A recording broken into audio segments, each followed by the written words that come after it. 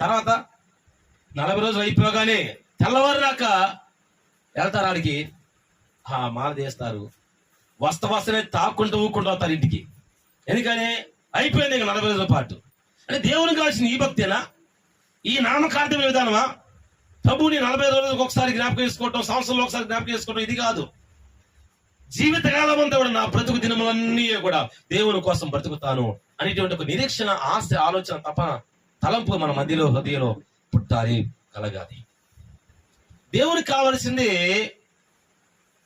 పైపైన భక్తి చేసేవాళ్ళు కాదు, హృదయ అంతరంగముతో దేవుణ్ణి మనసారా ఆరాధించే వాళ్ళకి కావాలి.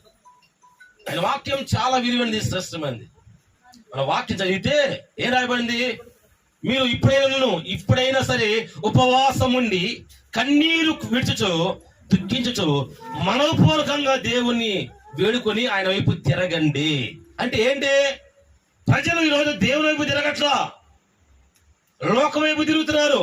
లోకంలో ఏదో ఉంది అనే ఉద్దేశంతో లోకం ఆలోచనలో, లోకపు తలంపులలో, లోకపు క్రియలలో, కార్యాల్లో మునిగిపోయి ఇష్టానుసారంగా తిరుగుతూ లోకంలో కలిసిపోయి లోకంతోనే మరణించేటువంటి సందర్భాలు మనం చూస్తున్నాం.